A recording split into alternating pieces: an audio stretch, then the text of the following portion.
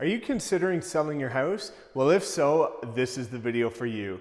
In this video, I'm going to share with you the 9 steps that you need to take in order to sell a home.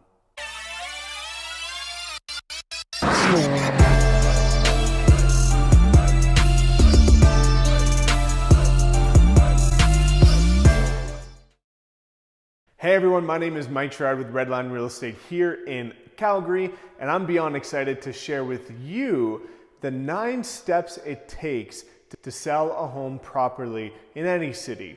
So let's dive right into it and explain how to properly go about the process of selling a home to make sure that you get the job done properly and don't miss a beat. Now, the first thing is to get the home ready.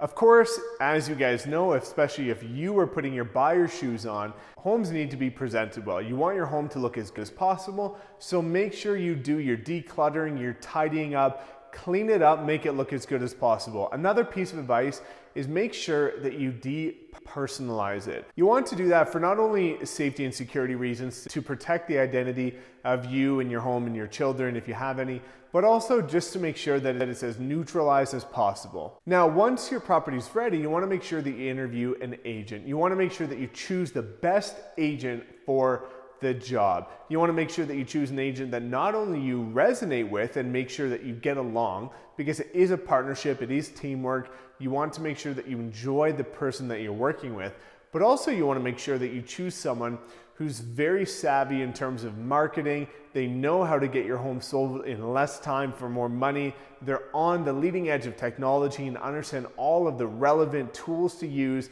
to get your home in front of more people. So when you are interviewing an agent, make sure you come prepared with questions. Make sure you understand how to qualify and vet the agent to make sure that they are the best person for the job and are going to go above and beyond the industry standard and what other agents might do in order to get your home sold. You don't just want someone who's going to upload it to the MLS and let it sit there. Now, when you do choose an agent, you also want to have a consultation with them. This is kind of like part 2B. You want to make sure that you sit down with them and have a heart-to-heart. You need to address things like the list price, the dates. You want to see when you want to start the contract. When do you want to go live with your listing? Also, when would your ideal possession date be? Things like that. So make sure that you do have a heart-to-heart with the agent. You want to make sure that you address everything that needs to be out in the open before you move forward and sign that contract. Now, step 3 before you go live is getting the professional content done to make sure your home does look as good as humanly possible. If you do need to stage it, whether that means your home is vacant or whether that means maybe you have some outdated furniture and it could be spruced up with some more modern staging, that would be step 1. Because step 2 is making sure that you do the professional photography. You don't have the agent going in and doing the photos. You have a hired professional go in and do the photos. This is something that the realtor will pay for.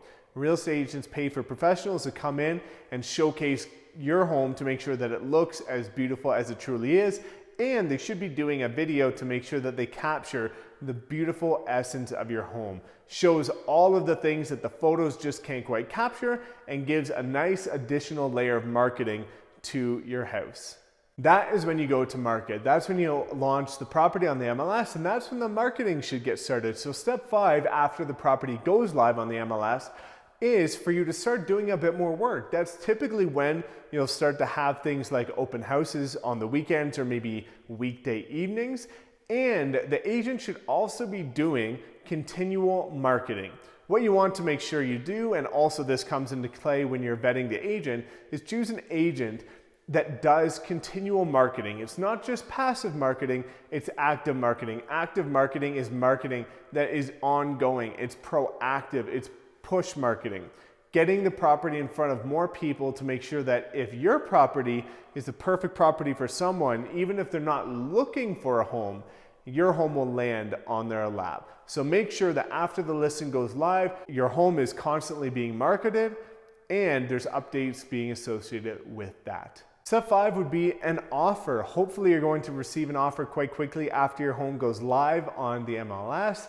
And that is when the fun starts. So an offer, you're going to receive one, and it's going to have an initial price, initial dates, everything that the buyer is proposing. Now, you don't have to just outright accept that. This is when the negotiation comes into play. This is when you get to try and get the most money for your home, and also get the dates to line up with whether you're moving to a different state or province, whether you're choosing a home in the same area, but you need to align those dates. So make sure when you're negotiating, you try and do so that things are in your favor as much as possible, which means the highest price, the largest deposit, the shortest condition dates, and the possession that lines up ideally for you. Now that leads into the next thing, which is step 6, which is the conditions. Typically after you've negotiated and everybody is in agreement in terms of the purchase price, the possession dates, the condition dates, and the deposit amount, that's when your home is conditionally sold, which means that you need to work through conditions before the property is firm sold. Conditions on a detached home are typically financing, so the buyer needs to get formal, firm financing approval for their mortgage, not just the pre-approval, and property inspection. If you have a condo, typically it's property inspection, financing, and review of the condo documents. So step 6 is going through those conditions. The buyers are going to come through, they're going to come through with an inspector, go through your home and identify different items. Sometimes they'll come back and try and negotiate a bit more if there's a number of different items that came up during inspection that they didn't quite know about. So be prepared for that. Be prepared that sometimes they'll ask for $1,000, couple $1,000 off, and make sure that you're ready to negotiate with that as well. Because the job isn't quite done after you've accepted an offer. The job is done after conditions are removed. So that can go one of two ways into step 7. So step 7 is the waiver. Now the waiver goes one of two ways. It's either a waiver for satisfaction of conditions, and that means that the property is now firm sold. That means they went through inspection, it was all good. They got their financing approval, it's all good. They still want the home, they're happy with it. They waive with satisfaction of conditions. The other side of that is non-satisfaction of conditions.